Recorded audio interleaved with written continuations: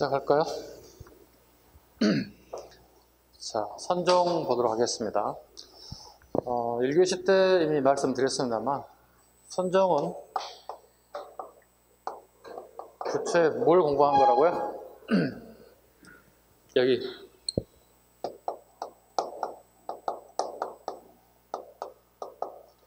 교정과 반대죠. 교정은 부처님의 말씀을 공부하는 거, 일종의 불경이라고 그러죠. 부처님의 말씀인 불경을 공부해서 터득하는 방식을 교정. 선정은 그 교정을, 즉 제자들에게 교육을 할 때 부처 본연에만 모두를 다 전달하지 못했을 거라는 거야. 그러면 남아있는 그걸 찾아서 공부하자 마음을 선정이라고 합니다. 선정이 처음 시작한 것은 중국에 온 달마대사가 시작하게 되었다. 이분이 개창하게 되었다. 달마대사는 중국분이 아닙니다. 인도분인데 중국 장강을 건너와서 동굴 안에서, 이렇게 커다란 동굴 안에 들어가서 토굴에 들어가서 터득하게 되었다. 그걸 선종이라고 한다. 이게 우리나라에 들어서 경주가 아닌 지방의 9군데의 산에, 깊은 산에서 사찰이 개창되었습니다. 그래서 부산 또는 선문이라고 합니다. 선정에 대한 9가지 문을 갖다가 공부하겠다. 부선문이라고도 합니다. 하나씩 특징을 보겠습니다. 1번, 선정의 전례, 신라 말, 중국에서 전래되었다. 신라 말에 밑줄 긋습니다. 원효대사나 의상은 신라 중대 인물입니다. 그죠? 원효나 의상에 관련된 부분에서 갑자기 신라 하대 선종과 밀접한 관련이 전혀 틀린 지문이 돼요. 시대정은 맞지 않습니다. 교정과 다른 유파를 형성하게 되었다. 전혀 다릅니다. 교정하고는. 그죠? 자, 그래서 지금 오늘날에 교정과 선종을 구분하면 되게 쉬워지죠. 이거 그대로 고려로 건너가 보자고, 이렇게. 이건 천태종으로 명칭이 바뀌어가고, 이거 뭐겠습니까? 조계종으로.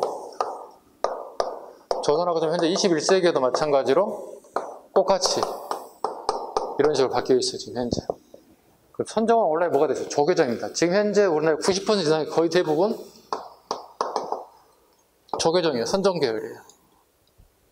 여러분 한번 생각해봐. 책이 하나 있어서 공부하는 것과 책을 아무것도 주지 않고 공부하는 것 중에 어떤 게 더 쉬워요? 그죠? 책이라도, 기본서라도 있어야 내가 혼자 독학도 가능하고 누군가의 수업을 들어서도 이해할 수 있는 부분이 필요한데, 선종은 책이 없잖아요. 선종은 말 그대로 그냥 터득하는 거예요. 되게 어려운 게 중에 하나가 선종이에요. 그래서 달마대사는 얼마나 힘들었겠어요. 책도 없고 아무것도 없잖아요. 달마대사 가장 크게 공부하는데 어려운 중에 하나가 잠이었다고 그래요. 여러분과 같죠? 저도 마찬가지였죠. 수험생 생활할 때는 잠이 되게 힘들죠. 진짜 마음은 공부를 진짜 빡세게 해서 1년만 탁 끝내고 내가 하고 싶은 일 하고 싶은데, 그게 마음대로 안 되잖아요. 왜? 잠이란 게 되게 힘들어요. 눈꺼풀이 천근만근이죠. 이렇게 가벼운 게. 이분은 잠이 되면 안 되겠다 싶어서 이 눈꺼풀을 잘라버렸어요. 잘라버렸어요. 이분은 항상 눈 뜨고 자요. 눈을 감고 싶어서 눈을 감을 수가 없는 거예요. 이렇게 무시무시한 출발했던 인사가 달마대사입니다. 그 밑에 밑에 그림만 봐보세요. 그림 옆에 보면 해가선님 계시죠? 이게 2대거든요. 달마대사가 1대고, 선종에. 해가선님이 달마대사의 제자가 되고 싶어서 동굴 앞에 와서 무릎을 꿇고 탁 이렇게 앉아있어요. 근데 추운 겨울에 눈발이 막 내리는데, 날 세기를 그냥 앉아있는 거예요. 이렇게. 나를 받아달라고. 이분은 그냥 내보내요. 됐다고. 쉬운 게 아니다, 이거. 제발 좀 가라. 난 제자로 받을 생각도 없고, 아무 생각 없다. 내 혼자 몸도 힘들어 죽겠다. 근데 이분은 거기서 밤샘을 세우면서, 몇 박 며칠을 밤을 세우면서 제자로 받아달라고 요구합니다. 제자로 받아들이는데 요구사항이 해가가 알아서 하는데요. 왼쪽 팔을 잘라가지고, 여기 있습니다. 저를 받아주세요. 이렇게. 어때요? 이 선정 한 번처럼 어떻게 내 몸 신체 일부를 하나를 갖다 절단해야 되는 상황이 벌어져요. 일대 종사는 뭐야? 눈꺼풀. 이대는 여기. 그래서 해가 스님은 훗날이게 소림사를 창건하게 되죠. 그 소림사 스님네들이 스승의 한쪽 팔이 없음을 감지하고 인사할 때 스승님하고 인사해야 할 거 아니야? 아침에 인사해야 할 거 아니야? 그러면 시부 이렇게 스승님 이렇게 하는 거야. 스승님 안녕하세요 이렇게 되는 거예요. 그래서 보통의 사람이라는 것은 이렇게 가야 되잖아요. 그죠? 합장하는 자세로 두 손을. 스승이 한 팔이 없기 때문에 스승에 대한 배려로 이렇게. 그래서 소림사의 정통 소림사 인사법은 시부 이렇게 해요. 두 손으로 하게 되면 어떻게? 아 저거 좀 이상한데 냄새가 좀 나는데 짝퉁 냄새가 나는데 혹시 여러분 무협지라든가 요즘 한참 때 무협지 무지하게 봤거든요. 무협지 드라마 영화 무지하게 봤거든요. 시리즈로 막 봤거든요. 예. 가끔 저 짝퉁이네 쟤들 짝퉁이네 엉터리를 만들었네 이런 얘기 되게 많이 했는데요. 예. 소림사를 만든 해가 스님이 대표적인 우리 스님 중에 소림사 스님. 그럼 일단 중국 하면 소림사라는 게 되게 많이 떠오르지 않나요? 여러분들이 무협영화 하도 많이 나왔기 때문에 그럼 이게 여러분 머릿속에 선종의 교정이에요? 한쪽 팔 잘랐으니까 선종이라고. 최소한 그 정도로 이제 알고 있어야지. 소림사 영화 나오면 저게 선종이지 저 무시무시한 애들 눈꺼풀 잘라내야 되고 한쪽 팔 잘라내야 되고 뭐 이런 애들이구나. 살벌한 애들입니다. 자 여기서 갑니다. 두 번째, 특정한 경전에 얽매이지 않고 스스로 마음을 살펴 깨달음을 먹고자 하였습니다. 스승의 마음을 제자에게 전하는 교육 방법을 되게 중시하였습니다. 네, 이게 되게 어려운 방법이에요. 세 번째, 통일신라에서 선종, 헌덕왕 때 도의선사가 당에서 기고해 선종이 운영됐다. 도의선사 밑으로 있습니다. 도의선사. 도의선사에 의해서 본격적으로 신라에 들어왔습니다. 헌덕왕 때 도의선사가 경주에 왔대요. 근데 경주에 교정승려들이 도의선사가 가져온 걸 되게 이상한 눈초리로 보고 비판하더라는 거예요. 도의선사 그래서 경주에 가서 생각을 하지 못하겠죠. 그래서 도의선사가 어디로 갔나요? 북산으로 스며들었다 그럽니다. 북산은 오늘날의 설악산 정도 되겠습니다. 아직은 선종을 설파하기 좀 이르다고 판단하는 것 같아요. 그래서 제자를 양성하게 됩니다. 내가 할 일은 제자를 양성해야 되겠다. 그래서 제자들을 양성하게 됩니다. 그래서 제자 염거는 다시 그의 제자 채징. 채징에 의해서 우리나라 선종의 첫 번째인 문파가 형성되기 시작합니다. 153쪽 봐보시죠. 선종의 박스가 되어 있죠. 두 번째 박스 보시면 가지산파 나오시죠. 산 이름이 가지산이고 그에서 출발했기 때문에 가지산파라고 하고요. 개창자는 도입니다. 자, 실은 채징이 만들었어요. 잘 봐봐. 실은 제자의 제자인 채징이 만들었어. 그런데 도의가 자기 큰 스승이잖아요. 그러니까 도의가 가지산파를 개창한 것처럼 되어 있어요. 그 대표적인 게 장흥에 있는 보림사예요. 선생님 가봤을까 안 가봤을까? 당연히 가봤겠죠. 예. 그렇게 큰 절은 아니에요. 선종은 화려하지는 않아요. 선종 절간들은 되게 화려하지는 않습니다. 신라시대 절들은 되게 뭐라죠? 아담하고 그냥 깔끔 뭐 이 정도. 네, 그런 거 보시면 장보림사는 죽었다 깨어나도 아셔야 됩니다. 여러분들 최초의 선문이기 때문에 알아두셔야 됩니다. 그 다음에 지하축 갑니다. 4번 동그라미 4번 선문구산의 형성. 선종 승려들이 지방 각지에서 사찰을 건립했다. 경주에서는 할 수 있어 없어? 하고 싶어도 못해. 왜? 경주는 전부 다 교정 승려들이 틀어지고 있기 때문에 명산은 이미 교정 승려들이 절 다 지어버렸다고. 들어갈 수도 없어요. 그리고 선종의 후원자들이 경주에 있는 권력자나 재산가들이 아니에요. 다 지방의 유력자들이 서포트에 아니 이거 있어야 절을 지을 거 아니야. 속되기 위해서. A나 죽이면 사람이 움직일 때도 항상 필요한 게 뭐야?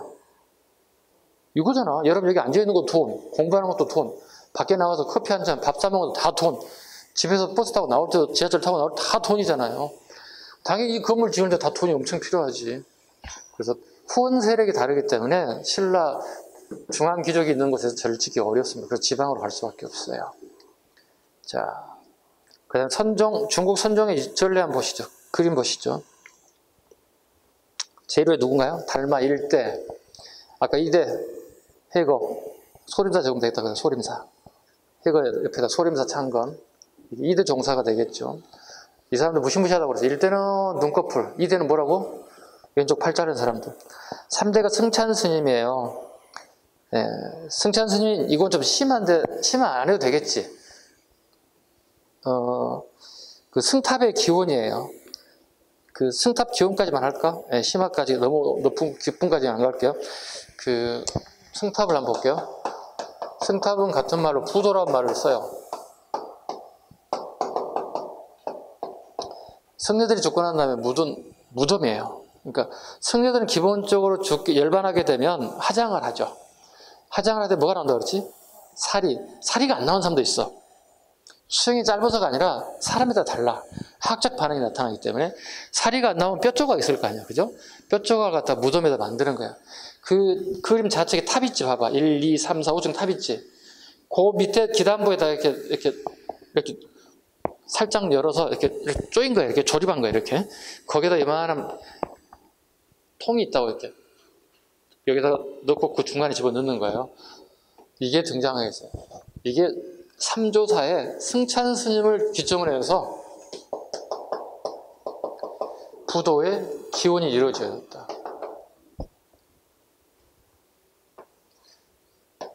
삼대조 승찬 스님에 의해서 처음으로 승탑을 만들었다. 그래서 우리나라에는 봐봐, 얘네들은 대빵 크죠?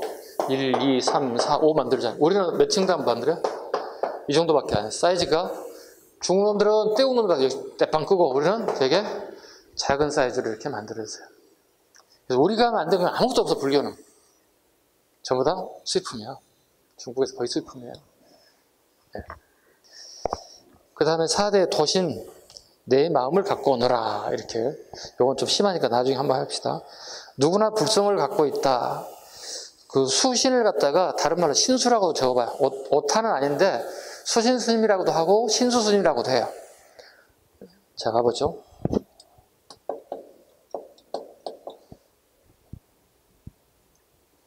홍인 스님이 있습니다. 5대조입니다.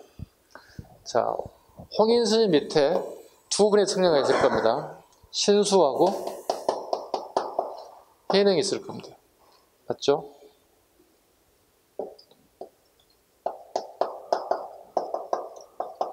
자, 홍인 스님 이후에 승려들 해능과 신수에서 조금 되게 어려운 부분들이 존재합니다.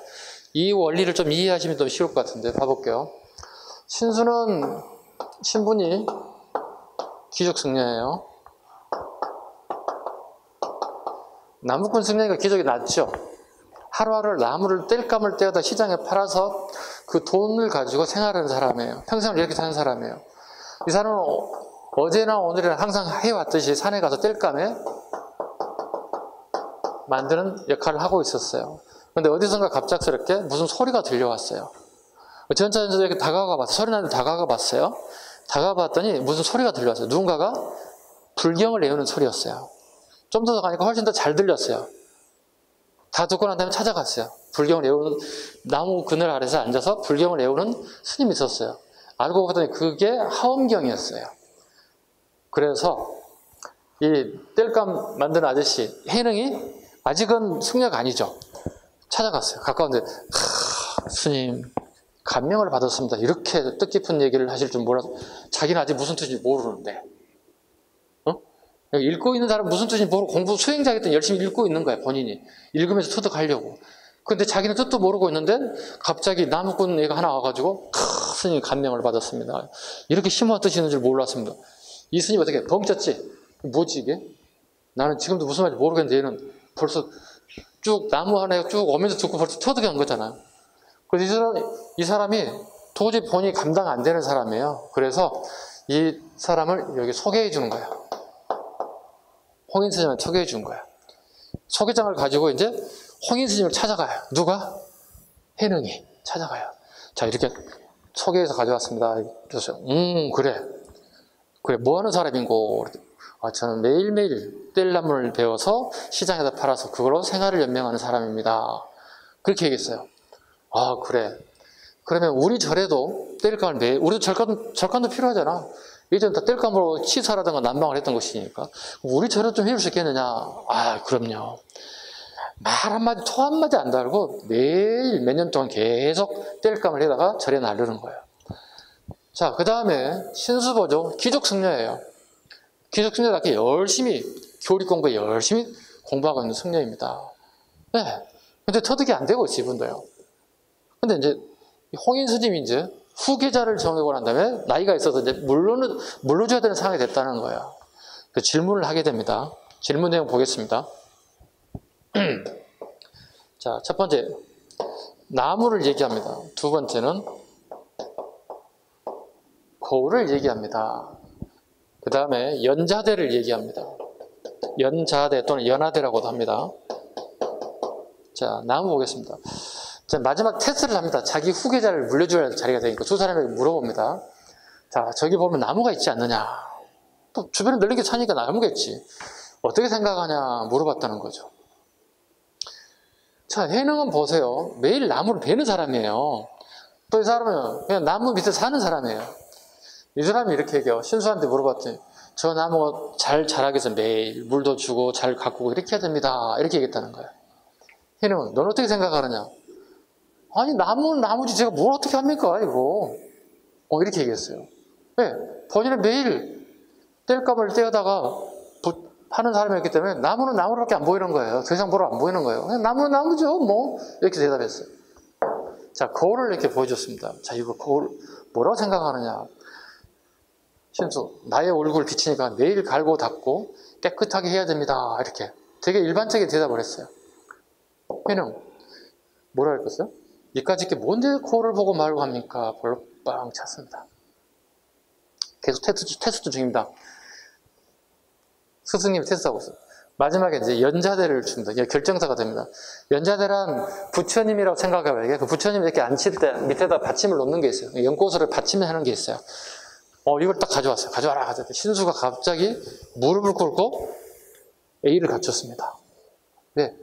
연자대라고 하는 것은 부처님을 모시는 받침대 쉽게 얘기해서. 해는 이거 어떻게 생각하냐. 발로 빵 찼습니다. 이까짓 게 뭐길래. 마음속에 부처가 있으면 되는 거지. 형태로 만들어진 그 연자대를 보고 부처를 모시는 것처럼 이렇게 A를 갖출 필요가 있겠냐. 바로 빵. 나쁘게 표현하면 무식한 거고. 결론은 누구에게 자리를 물려주냐면 이 사람 나무꾼에게 자리가 물려져요. 그래서 6대조가 됐다 해서 이걸 6조회능이라고 불러요. 통째로 외워버리세요. 6조회능이라고 불러요. 가사, 스님이는 마지막 겉에다 입는 옷이 있어요. 멋진 옷이 있어요. 큰 스님, 주지 스님과 입는 옷이 있어요. 빨간색이 있어요. 그거 하나 하고, 그 다음에 지략에 덮으신 분들이 커다란 나무로 하는 지팡이가 있어요. 이 두 가지를 물려주는 거예요. 이 사람에게 물려주게 됐다 보시면 돼요. 자, 볼게요. 그리고 난 다음에 이 사람이 6대조가 됐어요. 6조 회능이라고 불러요. 자, 그러면 더 이상 이제 할 게 없잖아요. 이제 하산해야지. 계속 큰 스승 밑에 있을 필요 없잖아요. 하산해야지. 그 사람이 남선정이 돼요. 남쪽으로 내려갔다 남선정이라고 불러요. 여기는 이제 북선정이라고 불러요. 남선정, 북선정 이렇게 불러요. 그래서 해능계열, 신수계열 이렇게도 불러요. 남선정, 북선정 이렇게도 불러요. 남선정, 북선정, 육조 해능, 그 다음에 신수 이렇게 불러요. 자, 다르게 표현할게요. 여러분 이제 중학교 때부터 했던 내용 중에 하나가 해결되지 않는 걸 해결해 드릴게요, 내가. 수수께끼를. 중학교 때 불교하면 항상 나오는 게 뭐예요? 정해쌍수, 도노정수였죠.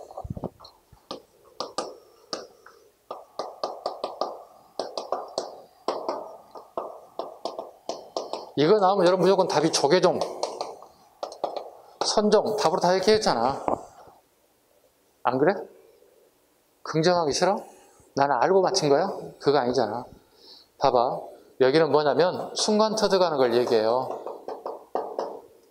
여기는요, 꾸준한 수행을 하는 걸 얘기해요. 이걸 뭐라 불러요? 한자로? 이렇게 불러요. 키워드 되게 중요한 단어 여기 다 들어가 있어요, 지금. 불교를 좀 공부하다 보면 이걸 알지 못하면 계속 헷갈릴 거야. 도노계열이 뭐고 점수계열이 뭐고 남선정이 뭐고 북선정이 뭐고 순간 터득하고 꾸준한 노력이 있어요. 이렇게. 이게 우리나라에 들어와서 훗날 고려와 조선시대를 계속 이 두 개의 갈래로 나뉘어졌어요. 뭡니까? 조계종입니다. 조계종에서도 남선종인가 북선종인가 물어봐야 돼요. 그것도 도노계열입니까? 점수계열입니까? 물어본다는 거예요. 도노계열은 순간 터득하는 거예요. 점수는요, 꾸준한 수행을 통해서 내가 터득하는 방식을 택하는 거예요. 그게 이제 우리 21세기의 그 유명한 스님이 여기 있습니다. 여기가 성철 스님이에요. 무소유의 여기가 법정 스님이에요. 이 두 스님이 또 싸워요. 우리 20세기에서 21세기 넘어오는 상황에서 싸운 지가 한 20년도 안 됐어요. 집에 다 두 분 다 열반하셔 돌아가셨는데요. 이 두 분이 부산에 유명한 절에서 담선 법회를 해요. 남선정계열과 북선정 신도들이 다 모였어요. 두 사람이 한번 법리 논쟁을 가지고 막 싸우는 거야. 네. 무소유 하면 다 기억나시죠? 여러분 책 한 권 있거나 보통 기억나죠? 무소유는 뭐죠? 부처님이 말씀하신 그 진리를 그대로 실천하는 거예요. 법정선생님 이렇게 해줘. 그 무소유라는 책을 가지고 빅히트를 쳤어요. 베스트셀러가 돼서 돈을 무지하게 벌었을 거 아니야. 그죠? 마지막에 갈 때 그랬잖아요. 이 책 다 없애라. 출판사 얘기하고 제자들 다 해수해서 다 불태워라. 내가 가져갈 게 아니다. 왜? 이거 가져가면 소유가 되는 거예요. 무소유다. 부처님의 말씀 그대로 따랐어요. 무소유. 판권 같은 거 다 없애라. 다 없앴어요. 그 지금 책을 구하기 어려워요. 왜? 출판사에서 만들어낼 수가 없어요. 그러면 이제 옛날 책방 같은 데 가면 이제 무소유에 대한 책을 구입할 수는 있겠죠. 그거 구입해놔. 그러면 돈 돼. 여러분이 지금 사람은 10년, 20년, 30년 성이 더 나이 먹었을 때, 50, 60 먹었을 때 딱 경매에 나오면 무지하게 비싼 걸 팔 수 있어. 어때? 투자. 한 10,000원, 20,000원 투자해서 훗날 100만 원, 200만 원 벌 수 있지 못해. 괜찮지 않아? 주식 투자보다 더 안전하지 않아? 투자? 아셨죠? 알라딘이라든가 뭐 무슨 서적들 있잖아. 중고점 파는 데 있잖아. 그래서 무소유 책 하나 구입해 놓으라고. 네? 그러면 나중에 딱 이거 근데 주식 투자도 생각하고 딱 집어넣어라. 책꽂이 꽂아놔. 기퉁에다가. 그럼 돈 된다고. 성철 스님 유명한 말 기억나세요? 이거? 시험에는 안 나와요.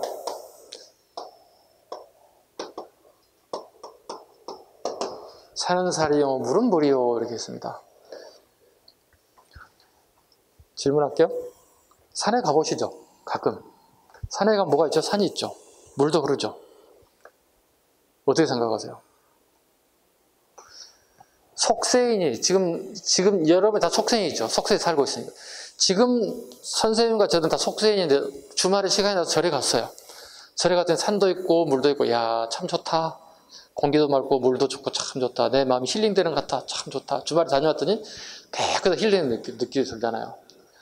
내가 속세일 때 산과 물을 본 느낌과 머리를 깎고 산에 들어가서 스님이 돼서 꽃 같은 산과 물을 봤어요. 마음이 어떨 것 같아요? 그 마음이 속세의 마음과 그 다음에 스님이 되고 난 다음에 산과 물을 봐서 느낌이 같아요? 달라요? 달라? 같아요? 달라요? 다른 것 같다. 본인 생각에 답 없어. 네? 다르다. 이 친구랑 할 것 같아서. 다를 것 같아, 같을 것 같아. 달라? 다르다. 제일 뒤에. 같을 것 같아가 아니라 같으면 같고. 달라. 아니, 아까 여태 얘기했는데 왜 이렇게 나오지? 국력 얘기했지. 해골 바가지 물 얘기했지. 뭐가 바뀌었어? 내 마음이 바뀐 거잖아. 그 산이 그 산이고 그 물이 그 물이야. 근데 왜 이때하고 머리 깎을 때 뭐가 달라? 똑같이. 뭐가 달라진 거야? 본인 여러분들 달라진 것은 내 마음이 바뀐 거잖아. 그 산이고 그 물이 똑같아. 그러니까 속세 때 산과 물을 본 것과 스님이 되고 난 다음에 산과 물을 봤던 것은 다르지 않다는 거야. 같다는 거야. 다르게 보였다는 것은 뭐야? 여러분 마음이 지금 달라졌다는 뜻이에요. 별거 아니잖아요. 모든 것은 생각하기 나름이라고 얘기하고 있잖아요. 내 마음이라고 얘기하고 있잖아요. 불교에서 그걸 얘기하고 있잖아요. 그래서 산은 산이요 물은 물이라는 얘기는 속세 때나 스님이 됐을 때나 그 산과 그 물 다른 게 똑같아. 내 마음이 달리 보이는 것뿐이라는 뜻이지. 어때? 좀 더 이해 갔어요 이제? 아니 여러분 그렇잖아. 여러분 공부하는 자세도 그렇잖아. 어제의 마음과 오늘의 마음이 같아요, 달라요? 다르다고 생각하잖아요. 같아야 된다고. 같아야 된다고. 왜? 일률적이어야 해야 되잖아. 공부하는 패턴이 일률적으로 가야 어떻게? 여러분의 어떤 습관이 그대로 가는 거잖아요. 내가 오전에 수업을 듣고 쉬는 시간에 잠시 쉬고 그다음 또 수업을 듣고 식사를 하고 오후 수업을 듣고 그 다음에 복습을 도서관에서 복습을 하고 똑같은 패턴들 계속 반복되는데 지겹지만 그걸 해야 된다고.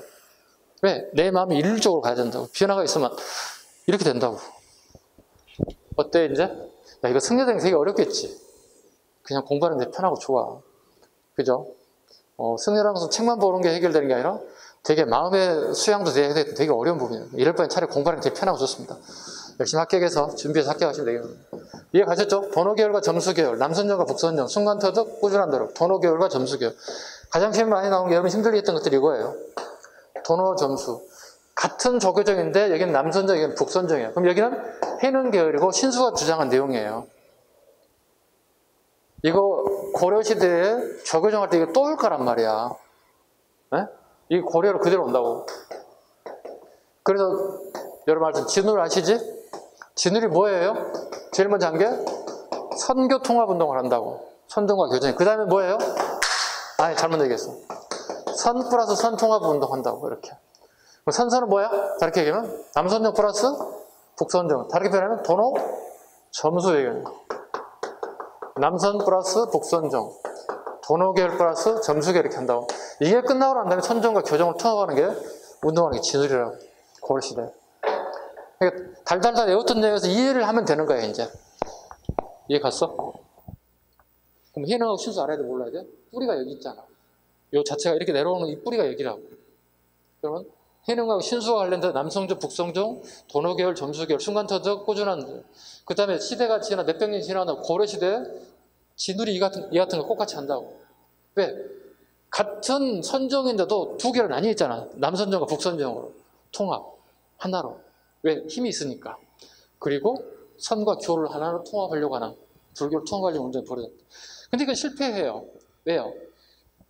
기득권을 가지고 있는 권력을 가진 사람들이 힘을 빌려서 통합하기 때문에 그 순간만큼 통합이 가능해요. 근데 권력을 가진 사람 힘이 빠지게 되면 어떻게? 원위치 되도록 하는 거예요. 종교라고 하는 게. 그래서 그게 가장 어려운 불교 통합 운동 중에 하나예요. 그래서 지금까지 보면 불교 통합은 다 실패해요. 권력을 가질 때는 가능해요. 힘을 이용해서 통합하려고 하니까. 근데 권력자가 죽거나 사라지게 되면 어떻게? 다시 원위치 되더라는 거지. 네. 어때요? 좀 됐죠? 정리됐죠? 되게 어려운 파트였습니다. 이 부분이요. 어려운 파트 부분이에요. 그 다음에 끝에 보시면 도의 밑줄 그으세요. 도의 신라승려입니다.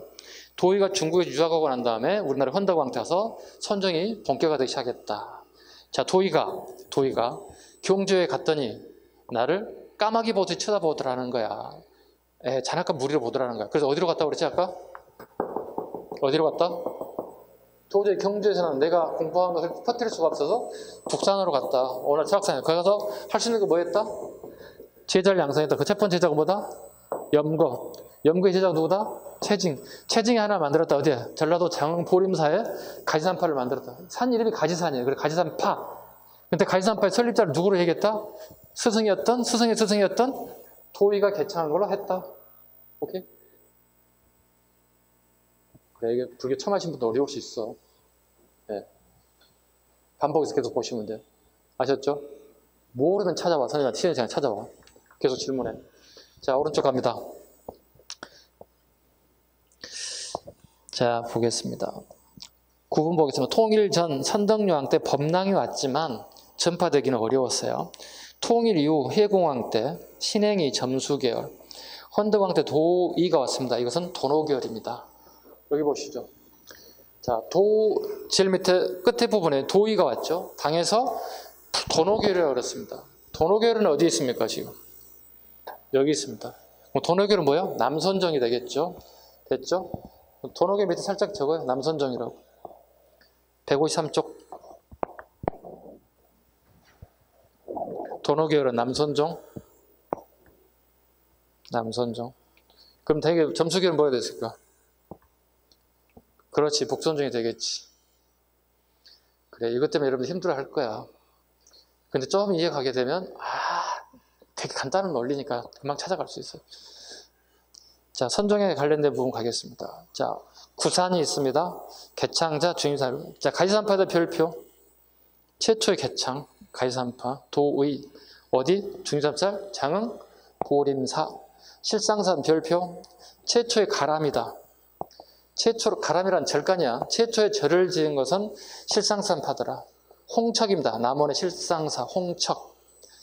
그 절 건물로 가장 빠른 것은 실상은 실상산파입니다. 그런데 우리가 선종에 가장 빠른 건 가지산파라고 얘기하는 것은 건물이 중요한 게 아니고 선종은 마음이 중요해요. 그래서 가지산파가 제일 1번으로 보는 겁니다. 그 다음에 동리산, 봉리산, 사산, 사골산, 성수산, 희양산판. 이건 예전 한 10년 전에 서울시 7급 기출에 한번 나왔어요. 뭐냐면 구산과 개창자, 중인산살이 일치하지 않은 것을 고르서 이렇게 나왔어요.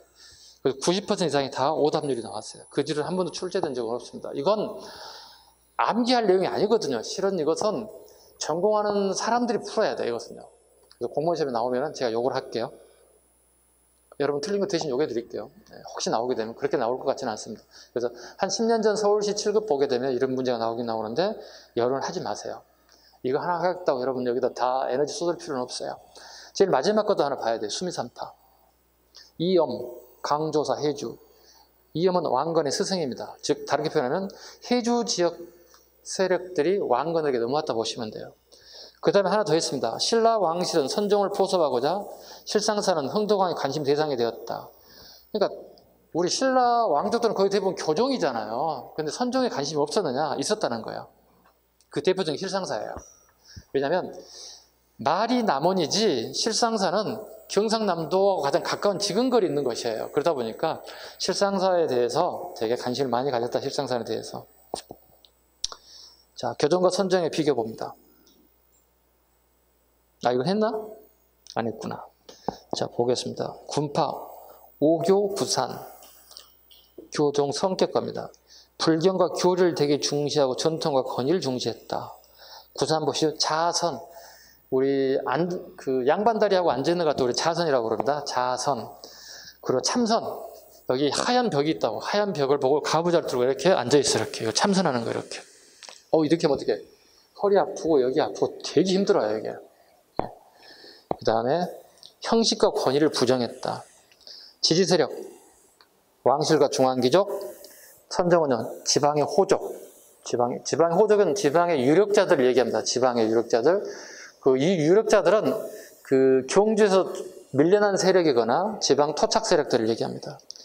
그 다음에 육수품들이 후원하게 되었다. 융성한 시기 중대하되 영양에 되게 시험에 잘 나오는 부분이 들어가 있다. 교정은 조형미술의 발달임을 이루었습니다. 조형미술.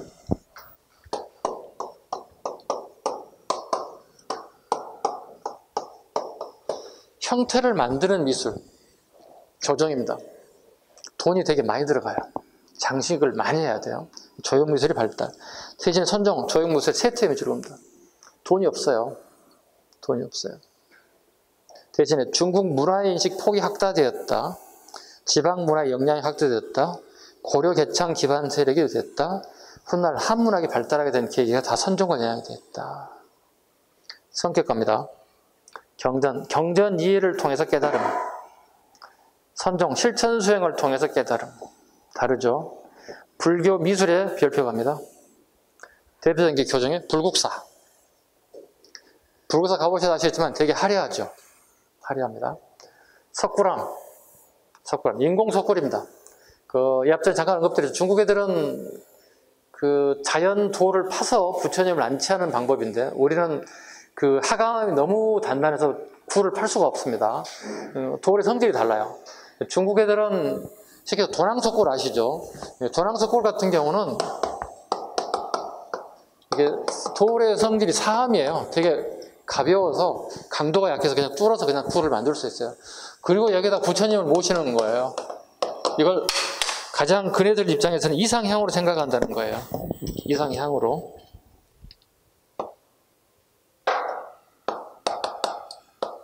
근데 우리는 할 수가 없다는 거야. 그래서 석굴암에 우리는 아예 인공으로 만들어버려요. 하강암이라 우리는 대부분 90% 이상의 돌이 하강암이 되게 단단해요. 여러분이 산에 가가지고 보는 돌들은 거의 대부분 하강암이라고 보시면 돼요. 되게 단단해요. 끄떡도 안 해요. 이걸 일정한 간격을 따라서 그냥 인공 동굴을 만들어서 여기 부처를 모시는 방법이에요. 중국인들이 하면 우리도 하겠다. 그런데 너무 단단해서 굴을 만들 수는 없다. 정형화시켜서 그냥 굴을 만들자. 인공 석굴을 만들었어요. 이게 대표적인 교정의 예술이라고 보시면 되겠습니다. 불국사 3층 석탑, 다보탑. 그 3층에 미줄고 봐, 3층. 우리 이제 문화사를 공부할 때 자주 하는 내용 중에 하나인데요. 이걸 쌍탑이라고 불러요. 네. 석가탑과 다보탑이 서로 마주보고 있어요. 석가탑과 다보탑이 서로 마주보고 있습니다. 자, 이건 무슨 의미를 가지고 있냐면 통일 이후에 해당되는 거예요. 통일 이후에. 신라인들의 꿈이 있어요. 삼국 통일을 하는 게 꿈이었어요. 신라 사람들은. 그래서 이 사람들의 꿈과 현실이 하나가 됐다. 그래서 쌍탑을 만들어요. 통일 이후에는 거의 대부분 3층 탑을 만들어. 고려백 신라가 하나가 됐잖아요. 3층 탑. 그 다음에 이쪽에 하나, A라는 곳에 하나, 반대편 마주보면 B라는 곳에 하나 서로 마주보고 있어요. 쌍탑은 뭐라고요? 꿈과 현실이 하나가 됐다. 생각했던 거 진짜 하나가 됐다는 뜻이에요. 그래서 여기뿐만이 아니라 다른 통신라 위에 사찰에 가면 대부분 쌍탑을 가지고 있어요. 특히 가문사 같은 경우도 쌍탑이에요. 서로 마주보고 있어요. 대표적인 게 불국사 위에 올라가면 2층의 계단에 올라가게 되면 거기에 두 탑이 마주보고 있어요. 보신 분? 한 분. 불국사 자체를 안 봤나? 불국사 보신 분? 한 분 정도? 두 분 정도? 이거 서울 촌놈들인데? 어떡하지, 이거? 진짜 불국사도 안 본 사람한테 불국사 열심히 강의하고 있는데, 예, 촌놈들이네. 왜 그렇다냐? 큰일이네. 하여튼, 그림이라도 좀 찾아봐. 검색이라도 불국사 그때 생겼나 좀 봐. 예. 걱정이다. 자, 다시 한번. 불국사 3층 석탑. 자, 석가탑과 다보탑으로 구성되어 있다. 쌍탑이다. 통일이 완성된 것에 대한 얘기다. 그 다음에 산정갑니다. 부도에 별표합니다. 별표 한 3개 합시다. 기초적인 거니까. 부도. 같은 말 성탑. 다르게 표현하면 뭐죠? 무덤이야. 스님들이 죽고 난 무덤 화장을 한 다음에 살이라든가 뼈의 일부분을 보관하는 거다. 자, 좌측에 우리 중국의 성탑이 우리나라로 건너왔다고 얘기했습니다. 중국 애들은 성탑이 되게 크죠? 엄청. 근데 우리는 아주 아담 사이즈, 이 정도 사이즈. 선생님 손에서 이 정도 사이즈.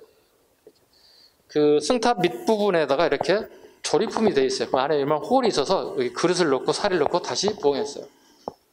이해 가셨죠? 자, 페이지 넘겨봅시다.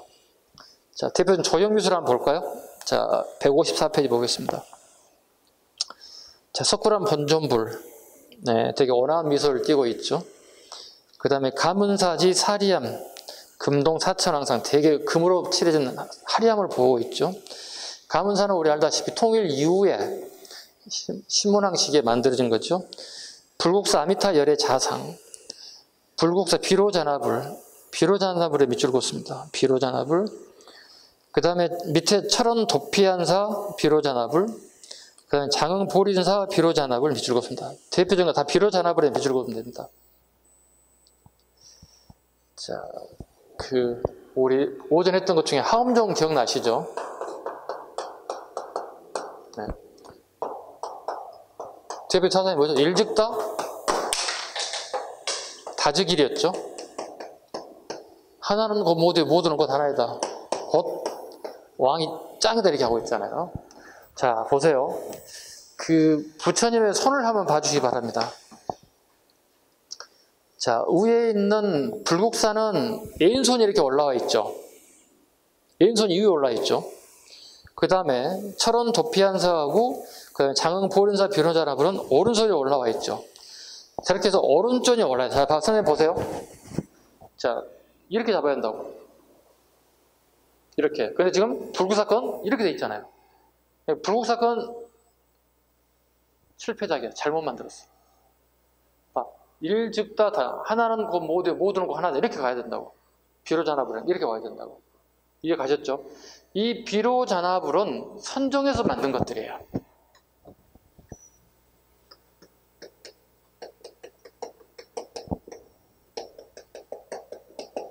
선종에서 나온 것들이에요. 네. 즉 선종의 영향을 받았다. 아니, 말을 잘못했어요. 말을 잘못했어요. 하엄종인데 이 하엄종이 하엄종 승려들이 선종 승려로 개종을 하게 돼요. 그러다 보니 이 하엄종에서 나왔던 비로잔화불이 선종에서도 나오더라는 거예요. 자, 그런데 불국사는 우리 알다시피 하엄종이잖아요. 그죠? 그 하엄종에서 만들었던 그 비로잔화불이 훗날 신라 하대에 철원에 도피한사하고 장흥 보림사에 그대로 전개가 되는데 여기는 제대로 손의 이치가 제대로 맞았다는 겁니다. 다시 한번 가겠습니다. 비로잔화불은 선종, 교종의 대표적인 불상이에요. 그 불상이 선종에 왔어요. 이게 무슨 얘기냐? 자, 보세요. 하엄종 승려들 상당수가 개종을 선종으로 개종을 하게 됐다는 뜻입니다. 그럼 무슨 관계가 있습니까? 이건 되게 익숙함을 추구했다는 뜻입니다. 살짝 적어놓으세요. 익숙함을 추구했다.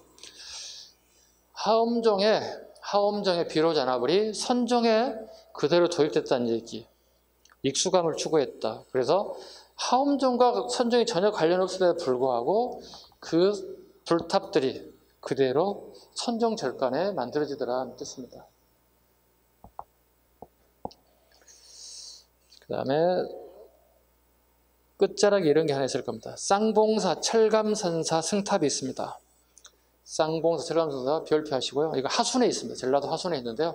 시험에 무지하게 많이 나왔어요. 자, 보시면 제일 기단부 봐보시고 중간부 봐보시고 기둥부 봐보시고 전부 다 팔각원당형이에요. 적어놓으세요. 가장 기본형이 팔각원당형이에요. 살짝 적어놔요. 밑에 각이 8개 각으로 됐다. 팔각원당형 적어놓습니다. 팔각원당형이 가장 기본인데 쌍봉사, 철감선사, 승탑이 가장 대표적이다. 그 다음 밑에 선종에 대한 내용 한번 보겠습니다. 봉암사, 지정대사, 적조탑이 비문 보겠습니다. 선종불교 전례 보급입니다. 이게 사료로 되게 잘 나오기 때문에 같이 읽어볼게요. 지도 옆에 있습니다. 820년 초에 승려 도의가 서쪽으로 바다를 건너가 당나라 서당대사의 깊은 뜻을 보고 지혜의 빛이 스승과 비슷해져 돌아오니 매출하기 작은 날개를 자랑하는 무리들이 큰 붕새가 남쪽으로 가려는 뜻을 헐뜯고 기왕에 공부했던 경전에 오는데면 마음이 쓸려 선종을 마귀 같다고 다투어 비웃었다. 그래서 도의는 빚을 숨기고 자취를 감추어 서울에 갈 생각을 버리고 마침내 북산에 은둔하였다. 북산 어디라고? 가서 누구를 교육시켰다고? 제자? 염거 앤드? 염거가 다시 채징. 채징에서 만든 게 보다 장흥의 보림사, 가지산팔을 만들었다. 근데 거기 개창자를 누구로 했다? 큰 스님이었던 도의로 했다. 스승의 스승이 도의를 하게 되었다. 최초의 선종이 만들어지게 되었다. 어때? 선종 이렇게 해서 교정과 선종이 어느 정도 완성이 됐어요. 자, 발해 불교 볼게요. 자, 좀 지울까요?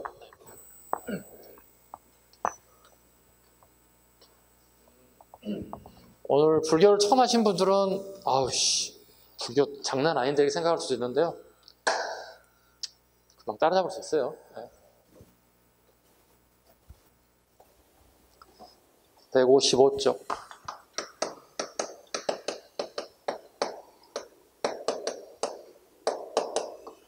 자, 보겠습니다. 1번 불교 문화의 발전. 불상은 고구려 장식을 계승했다. 불상은 고구려 장식을 계승하고 당의 유소도 융합되었다. 특징, 왕실을 부르던 지배계층 중심으로 융성하였고 문왕 때는 전륜성을 표방했다. 누가 비슷한 생각하고 있죠? 신라의 왕? 진흥왕과 비슷한 생각을 하고 있죠. 무력보다는 불력을 가지고 지배하겠다, 통치하겠다는 생각. 대표적 승려, 정설한 분이 계셨다 정도. 삼국의 교육가입니다. 고구려. 소춘왕 태학을 설치했다. 대학입니다. 그죠? 대학을 설치했다. 태학을 설치했다. 그 다음에 영양왕 때 태학박사 이문진이 신집이라고 하는 역사책을 만들었다. 가장 늦으면 7세기이기 때문에 역사책을 삼국지에 가장 늦게 편찬했다. 참고로 역사책이 만드는 시기는 되게 왕권이나 국력이 그 나라에 되게 강한 시기에 나타난다는 사실도 알아두셔야 되겠습니다. 백제, 근초고왕 때 공이 역사서인 서기를 편찬했다. 4세기 가장 빠릅니다. 가장 빠릅니다. 그러나 현재 전해지지는 않고 있습니다. 아마 김부식이 아마 삼국사기를 편찬할 때는 삼국에 관련된 역사책을 전부 참고했을 거라고 보는데요. 그 역사책도 지금 현재 보이지 않고 있습니다. 그 다음에 흑지상지 보시죠. 이게 우리 공무원 시험 국가직 기출립 문제 한번 나왔죠. 흑지상지의 묘지명에 춘추자시전, 사기, 한서정을 읽었다는 기록이 나온다. 흑지상지 보겠습니다.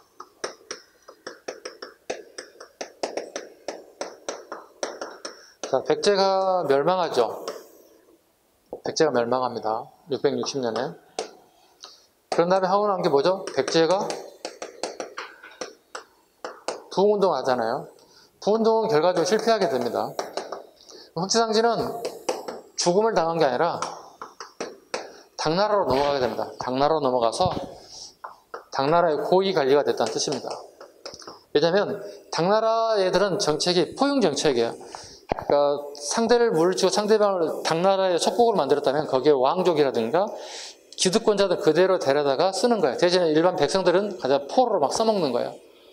이런 포용 정책을 펼쳤는데 흑지상지는 고위 관리 장소가 돼서 전쟁에 되게 많이 참여를 하게 돼요.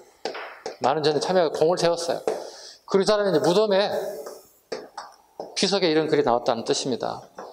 춘추자시전, 사기, 한서정을 읽었다는 기록이 비문에 나타났다. 네, 그래서 흑지상지가 백제 부흥운동하면서 실패해서 사망했다 그런 지문을 만들어내게 되면 그 지문은 틀린 지문이 된다는 뜻입니다. 그 다음에 7번 신라의 유학 발전을 보겠습니다. 진덕여왕 때 김인문 등이 당의 수기 학생으로 국학에 입학했다. 김인문 체크합니다. 김춘추의 둘째 아들입니다. 훗날 태종 무일왕이 되는 김춘추의 둘째 아들입니다. 첫째 아들은 김범문이죠. 김범민은 훗날 문무왕이 됩니다. 구분할 수 있죠? 김범민은 훗날 뭐라고요? 문무왕이 됩니다. 그다음에 김인문은 그냥 둘째 아들입니다. 네, 전쟁 때 당나라에 가서 수기학생으로 입학했다. 글을 잘했다. 이렇게 얘기하고 신라 유학의 발전, 무열왕 때, 문무왕 때 강수, 읽었습니다. 강수. 예기문서 작성과 해독이 되게 되겠다. 육두품 출신입니다. 국악과 독서산품과, 신문왕 때 국악이 설치되었다. 국악은 국립대학의 줄임말입니다. 인재를 양성하겠다. 그 다음에 원성왕 때 독서산품과를 시행했다. 독서산품과. 그 글을 얼마만큼 많이 읽는 수준에 따라서 관직을 임명하겠노라 이렇게 했다는 거예요. 그런데 실패했어요. 진골들의 반대로 실패도 살짝 적습니다. 진골들의 반대로 실패했다. 진골들이 반대한 이유는 제도가 우리 골품에 해당되는 사람을 평가할 수는 없다고 본다는 거예요. 골품제가 제도 위에 있다고 보는 거예요. 여러분도 그런 생각할 수 있죠. 감히 나 같은 사람을 구급공무원에 퇴수를 한다고? 나는 도저히 갈 수가 없어. 전 수험생 20만, 30만 애들이 반대한다고 공무원 시험 이뤄질 수 없겠죠. 그 공채 시험 실패할 수 있겠죠. 네. 졸리세요? 졸리시면 저 뒤로 가 서 있어. 접힌 자리에 서 있어. 잠깐만. 그럼 잠이 깰 거야. 좀만 더 합시다. 당의 유학생을 파견했다. 성덕왕 때 유학생을 파견하고 당과 국교가 재개했다. 성덕왕 때 밑줄 긋습니다. 국교가 재개됐다. 우리가 문무왕 때 나당 전쟁을 통해서 국교가 딱 단절됐죠. 성덕왕 때 국교가 재개됐습니다. 기억 잡으셔야 됩니다. 그 국교가 재개된 계기는 따로 있습니다. 따로 있는 게 뭐냐면 발해가 당나라를 공격해요. 무왕 때. 당나라에서 우리나라에게 남쪽의 발해를 공격을 줄 것을 요구해요. 우리가 신라가 군사를 데리고 발해 남쪽을 공격하러 갔다고요. 근데 우리가 너무 많은 폭설로 실패했잖아요. 실패했음에도 불구하고 당나라에서는 그걸 되게 고마운 일로 보고, 즉 대동강 이남 땅을 갖다 신라 땅으로 처음 인정해주게 된 계기가 됐어요. 예, 그게 성덕왕 때입니다. 기억 잘 하셔야 됩니다. 그때 우리 신라의 장수가 김사란이라는 사람입니다. 신라 장수 김사란이 발해의 남쪽을 공격해 준다고요. 물론 폭설로 실패했습니다. 그래, 이걸 계기로 당나라에서는 대동강 이남을 합법적인 방법 신라의 땅으로 인정해주는 계기가 됐다는 거예요. 그러다 보니 당과 신라의 관계가 이때 이후부터는 교류 관계로, 나당 전쟁을 통해서 원수지간이 됐지만 나중에는 이걸로 해서 인정이 되기 시작했다. 당에 유학하는 신라인이 증가했다. 박인범, 최치원, 최승우, 이 사람들 거의 대부분 육두품 계열들입니다. 그리고 가서 공부한 게 뭔가요? 빈곤가입니다. 자, 센 기초 한번 합시다.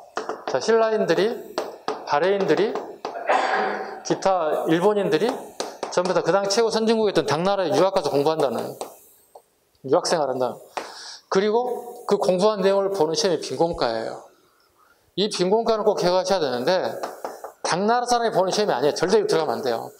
유학생을 대상으로 보는 시험이에요. 가끔 이렇게 만들죠, 지원에서.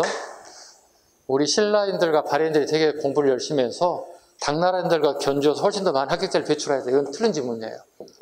외국인들만 보는, 대상으로 보는 시험이 빈곤가입니다. 기억 잘 하시기 바랍니다. 도교의, 밑에 안 빠졌군요.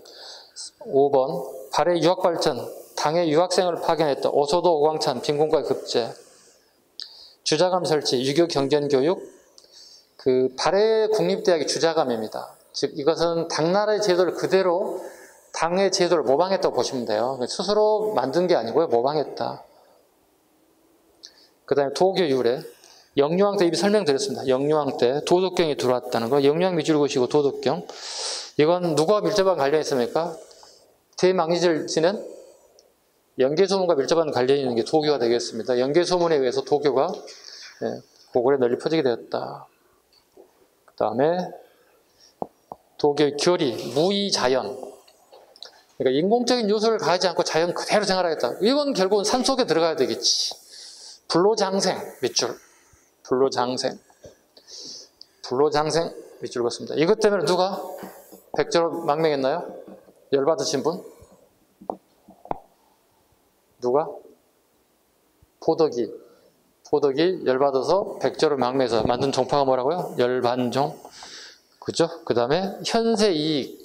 보통의 종교는 내세관이잖아요. 근데 도교는 현세 이익입니다. 지금 내가 살아있을 때 좀 복을 바라겠다. 그 다음에 은둔적 경향이 좀 있더라. 은둔적 경향. 숨고 싶은 경향이 좀 남아있더라.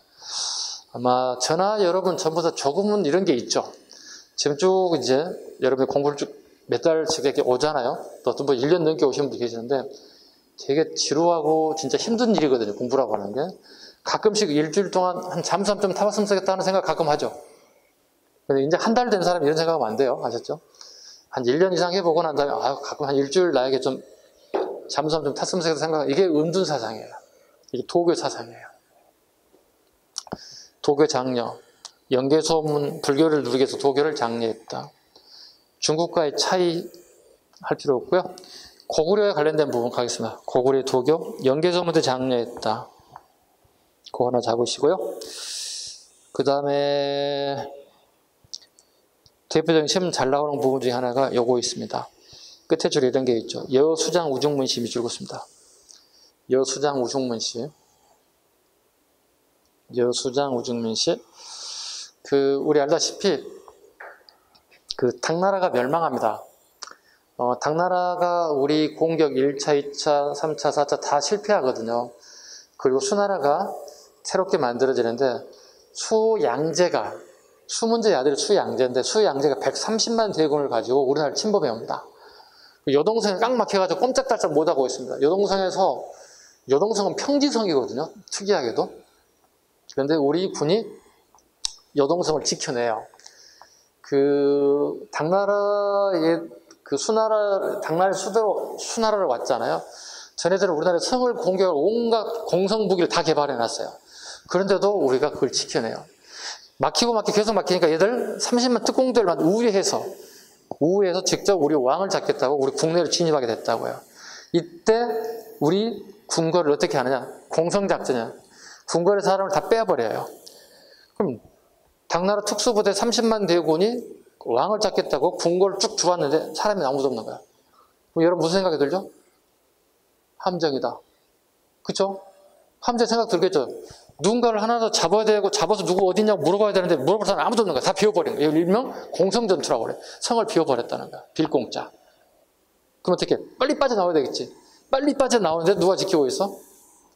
그 유명한 을지문덕 아저씨 딱 지키고 있잖아. 왔어 기다리고 딱 있잖아. 그 유명한 뭐야? 살수에서 그냥 살수는 오늘 청천강입니다. 청천강에서 싹 죽여버려야 됩니다. 죽이기 전에 여수장 우중문에게 편지글을 떼운다고요. 상대방과 이렇게 마주대하고 있다고. 하늘도 알고 땅도 알고 모두가 다 알고 있다. 니네들이 승리한다는 사실을. 그러니 여기서 만족하지 말고 물러나는 게 어떻게 했느냐. 편지글을 보냈어요. 당연히 우중문은 물러날 사람이 아니죠. 왜? 물러난다는 것은 진해 황제의 명을 받지 않고 스스로 물러나는 결정을 못해요. 그럼 결과적으로 심리전이에요. 자, 거기에 여수장 우중문 씨의 지족이라는 단어 써놨죠. 제가 지족에 밑줄 긋습니다. 우리말로 번역하면 만족이죠. 우리말로 번역하면 만족이라는 단어가 되겠죠. 이게 도덕경에 나오는 얘기예요. 그럼 무슨 얘기냐면 을지문덕이 이미 도덕경을 이미 읽었다는 내용이 되는 거예요. 이미. 그래서 이 같은 단어를 쓰고 있다는 뜻입니다. 그래서 여수장 우중문 씨 도교의 유입을 알 수 있다. 하나 체크하겠습니다. 백제가죠. 자, 졸린 분들 봐봐요. 잠깨 봐요. 선생님 보여요? 선생님 보여? 정찰이 봐. 선생님 보여? 아니 벌써 이렇게 둔갑해서 벌써 저는 사람이 아닌데? 사람이 변모돼서 정말 저 기어가고 있는데 지렁이가 돼서 보입니까? 이게 둔갑술이에요. 둔갑술 설명하려고 때렸습니다. 이렇게 쿵쿵 그랬습니다. 잠도 깨실 겸해서 아니 우리가 도교를 끝나고 쉬어야지. 도저히 자르기 좀 그렇잖아. 자, 관력이 일본에 준 문물, 둔갑술, 방술, 사람이 이렇게 딱 변하는 것들을 해줬다는 겁니다. 사택지적비 별표, 사택지적비. 자, 사택지성을 가지는 관리가 의자왕 시기에 유배를 간 것 같아요. 네. 그리고 쉽게 해서 여러분 나이 때 공무원에 대해서 50이 넘도록 관직 생활을 했다고. 그리고 물러나서 시골에 있어 보니 지나온 세월이 너무 허무하더라는 거지. 그럴 수 있죠. 내가 열심히 살아왔는데 벌써 나이가 50이 먹었다 생각해 봐요. 여러분 상상하지 않았겠지만 내가 언젠간 50이 올 거 아니야. 그죠? 나이가. 그때 허무함을 느꼈다는 거예요. 예. 사택지적비의 노장사상, 허무함을 느꼈다. 네. 그리고서 불로장생을 염원하더라. 무령왕릉의 산수무늬 벽돌과 지석의 매직권. 산수무늬 벽돌, 지석의 매직권. 이거 전부 다 도교와 관련되어 있습니다. 사람이 죽을 때 땅에 묻히는데 땅에는 지신이 있다고 생각하는 거예요. 이게 도교의 사상이에요. 땅에는 지신이 있다. 내가 이 땅 한 평, 두 평을 내가 이 땅에 지신에게 사겠다. 그리고 내가 무덤을 만들고 거기에 시신을 넣고 그 증거를 거기에다가 매직권에 그 당시 사용된 중국 앞에 오수전을 쫙 땅속에다 같이 매장해놨어요. 지신에게 이 땅을 내가 샀습니다. 허락을 받았습니다. 그래서 이게 묻히겠습니다. 이게 매직권이에요. 그게 무령왕릉에 나오는 거예요. 매직권이. 그 다음에 금동대항로. 오른쪽에 있는 게 금동대항로입니다. 중간에 봉우리처럼 되어 있는 거 있죠. 큰 원형이 있죠. 이게 뭐냐면 산속에 들어가서 악공들이 악기를 연주하는 모습이에요. 도교의 가장 이상향을 뭐라고 보냐면 산속 깊은 산속에 들어가서 정말 맑고 깨끗한 데 가서 악기를 치고 노는 거예요. 악공이 되는 거예요. 이게 도교 사상에 들어가 있습니다. 막고에 볼까요? 4세기 근초광 때 장군이 도덕경을 인용하여 백제왕이 고구려 진격을 할 때 백제왕은 누구죠? 근초광입니다. 근초광이 고구려 남평양성을 공격해서 고국원왕을 죽여버렸죠. 그럼 왕을 죽였다면 좀만 더 진격하게 된다면 고구려를 완전히 멸망시켜 주다는 거야. 근데 막고해가 근초광에게 고했다는 거야. 폐하. 상대방 왕이 죽었죠. 우리 병사들도 피해도 되면 큽니다. 우리가 수습할 시간이 좀 필요합니다. 그래서 근초광이 수습하고 거기서 멈췄다. 이거 뭐죠? 방금 얘기했던 도도하고 들도하고 중형의 논리를 얘기하고 있어요. 이게 도교와 관련되어 있습니다. 신라가죠. 하랑도를 북선도, 풍류도, 풍을 따로 지칭하면서 보아 도교의 전례를 알 수 있습니다. 네. 그 다음에 통일신라. 통일 이후에 12간지, 자축, 인묘, 진사, 오미, 신유, 수레.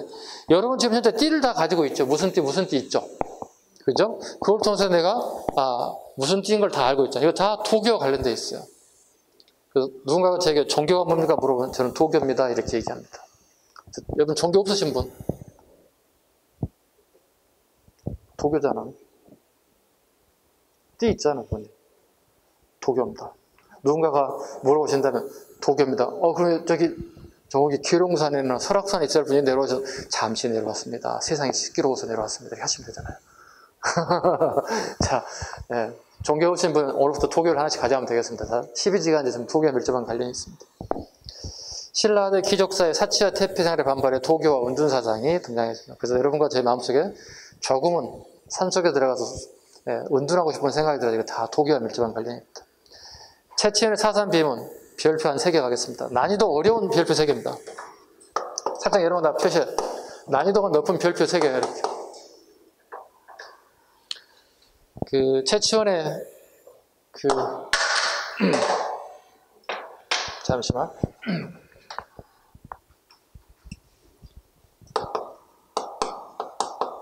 채치현은 진성여왕 시기 인물입니다. 그죠? 근데 진성여왕 시기 가지고는 아찬이라는 벼슬, 육두품의 가장 높은 벼슬이지만 개혁을 할 수 있는 정도의 파워는 없어요. 더 이상 할 수가 없어서 산속으로 운둔해 버리죠. 운둔해 버렸어요. 산속에 스며들면은 여기에 유일하게 말통한 사람은 스님들밖에 없어요. 절에서.